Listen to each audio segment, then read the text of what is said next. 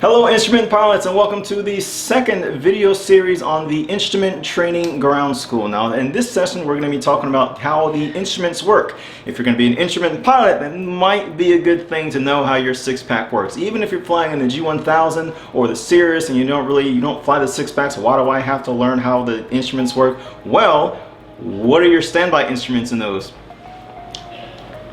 Good old steam gauges, right? So it's really good to understand how those work. Now this is the second one. The very first one is what happens when you feel spatial disorientation when you're in the clouds. Why do you feel like you're in a climb when you're accelerating, or why do you feel like you're tumbling backwards if you push the nose down?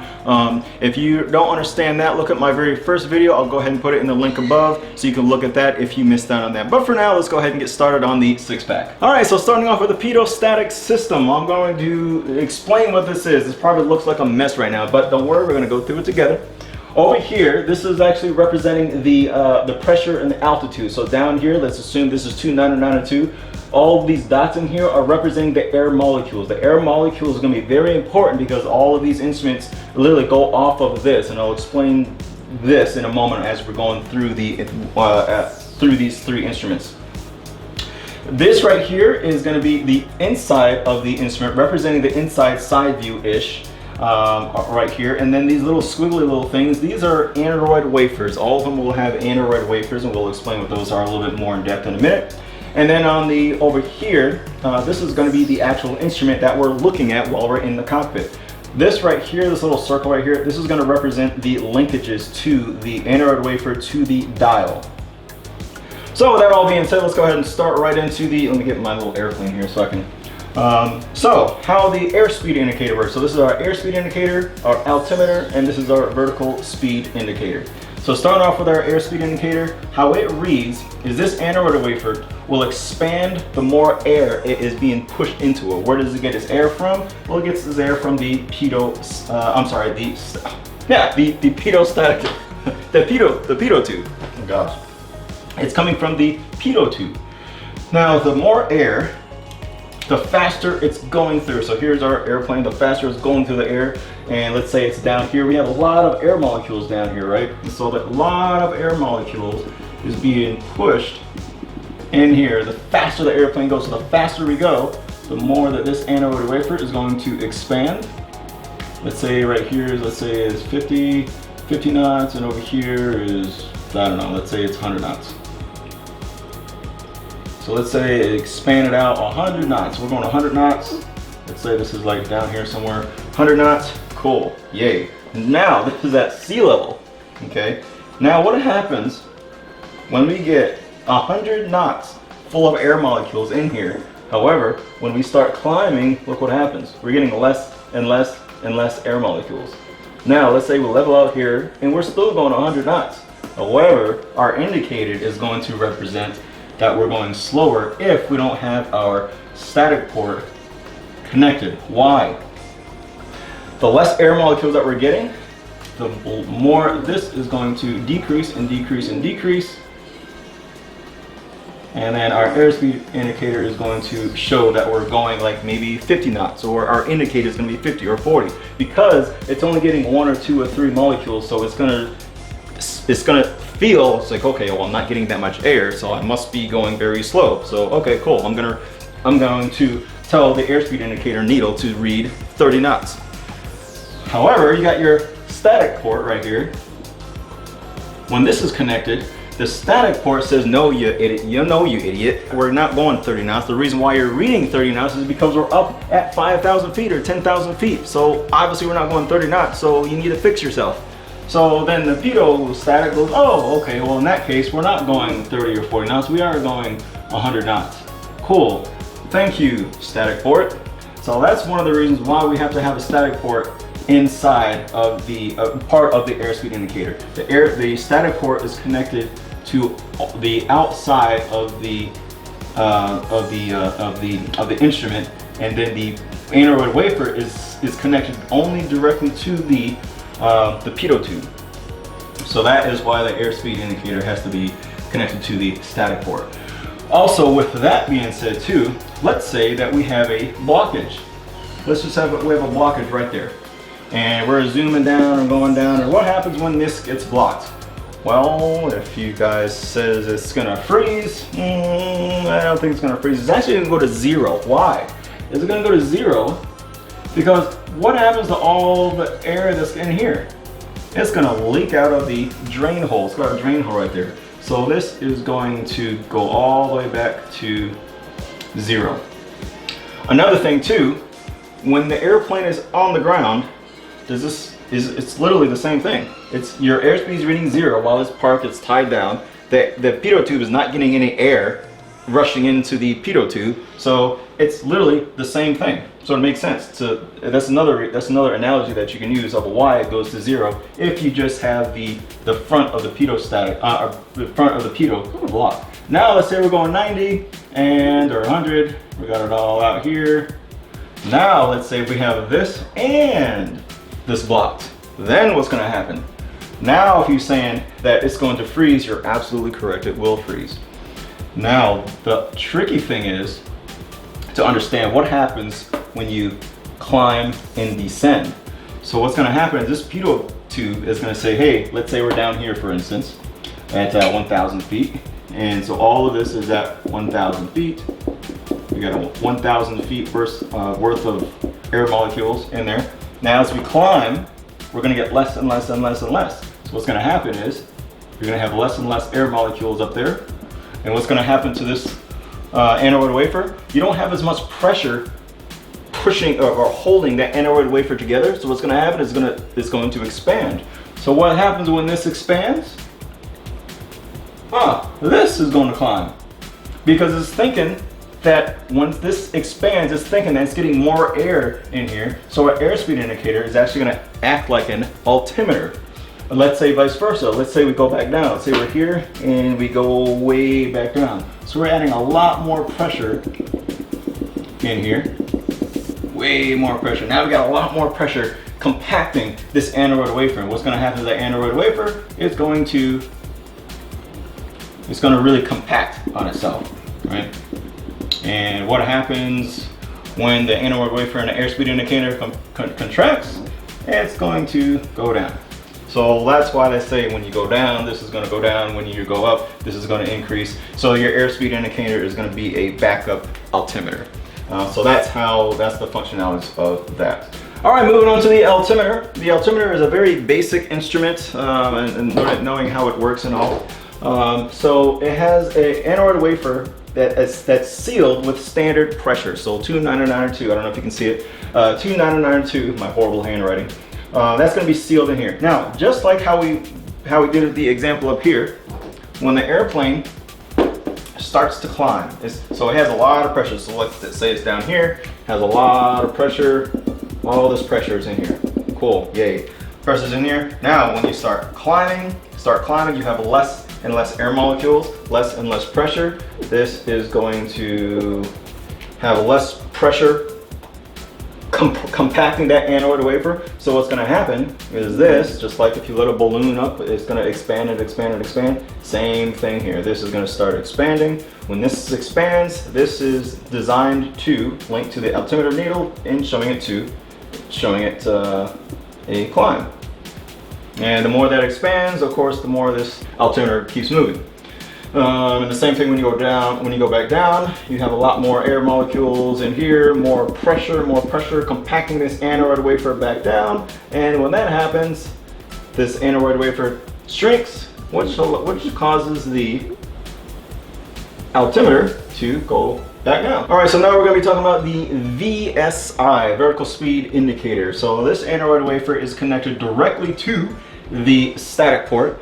Now when we climb, this is going to be directly toward it. So let's say we're at 299.2, we're at sea level. So all of this is going to be equal, right? It's equal. Cool, yay. Same exact thing. Now, once we start climbing, our static port is going to be directly connected to the inside, only the inside of the aneroid wafer. So what's going to happen as soon as we climb, we're going to have less pressure in here instantly because we're climbing. Now we have more pressure on the outside of the case, so what do you think is going to happen? This is actually going to shrink. When this does shrink, this is going to show a momentary climb. And I say momentary, why do I say momentary? It's because this right here is a little itty bitty hole. It's also connected to the static port called a calibrated leak. And all it is a small hole, that's all it is. So all of the pressure in here it wants to equalize, right? So, but it can't equalize because it has to go through this small little hole. So while it's equalizing, this is going to show a climb until it has the same amount of pressure, and then this aneroid wafer will reset itself back to its normal. And then when that happens, this will go back to normal. Same thing in a descent. When you have a descent, when you go down, you're going to have a lot more pressure in here. So what's going to happen to this? You have a lot more pressure, and you have a less pressure out here. So this is actually going to expand. When this expands, this is going to expand. It's linked to the VSI needle, telling the needle to go down. Now, all of this pressure is wanting to go into equalize this lower pressure, right? High pressure always wants to go toward low pressure. So it's going to slowly come in here until it is equalized, and then when it is equalized, then it's going to go back to 0. And that is how the pitot-static instruments work in a nutshell. Okay, so now we're going to be talking about the gyro instruments. They work off of the suction of a vacuum, engine-driven vacuum pump. So here's our vacuum pump up here, but let's start from the bottom up here. Next time you jump in your Cessna, look underneath your rudder pedal. So here's your rudder pedals right here. There should be a little white filter down there. That's where the air actually comes into. It's actually getting sucked in from there. So from there, it goes up through these instruments, goes through a vacuum suction gauge, so it actually reads the vacuum, and then it keeps on going out because it's being derived from the engine-driven vacuum pump, and then it disperses it off into the engine cowling. Every aircraft's different, but that's generally how it's going to work.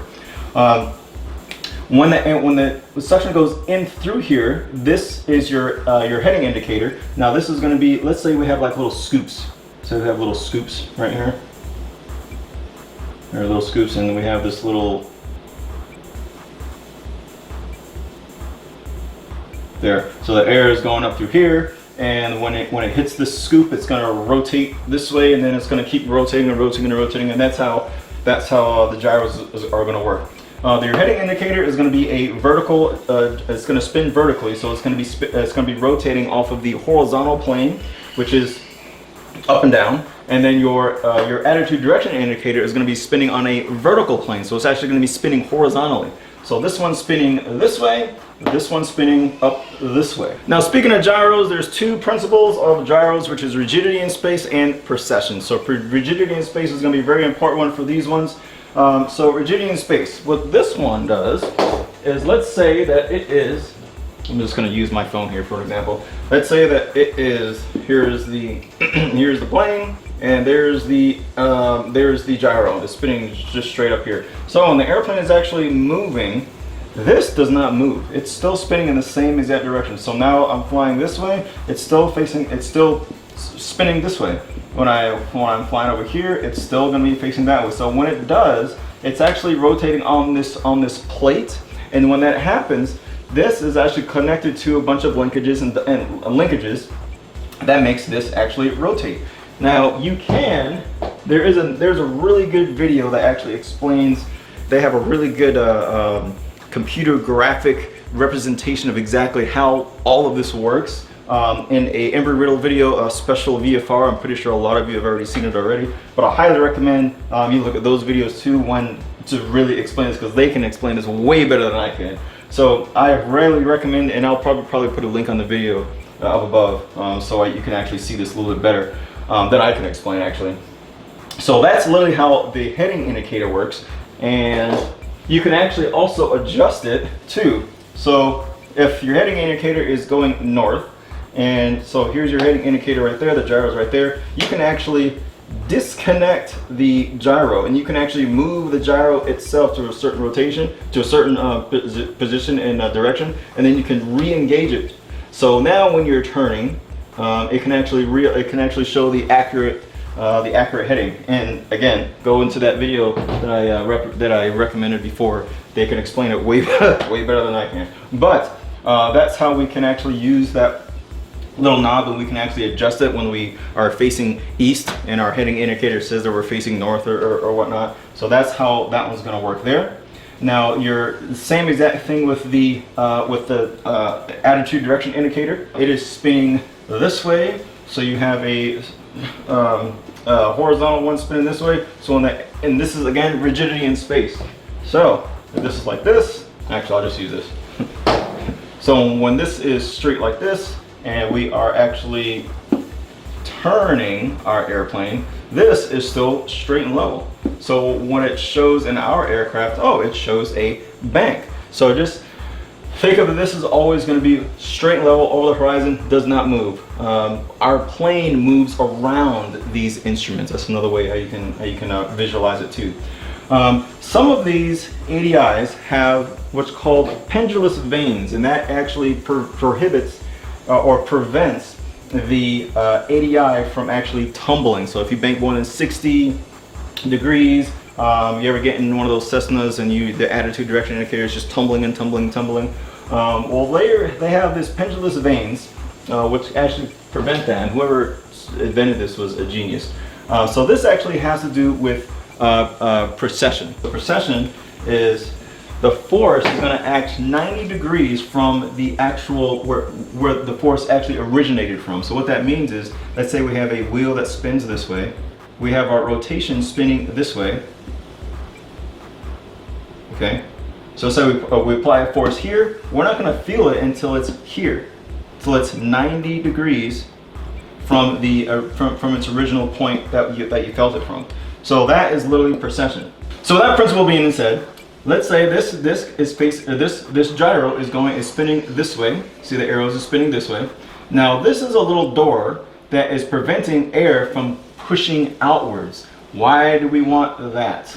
So let's say that we are about to tumble. We're banking and tumbling. So this is still rotating this way, and we have a bunch of air. Now this pendulous vane door actually opened up, allowing this air to be pushed out. And just like how we mentioned before, here's our rotation. Here's our rotation, and we applied it here. We're not going to feel it till here, right? So if we apply it here, 90 degrees is over here. So if it's pushing out this way, it's not going to be felt until it's right there. What's going to happen? That force is going to push this back this way until it's back upright again. The door is automatically going to close due to gravity, and then it's back to normal again. That's how the pendulous vanes work.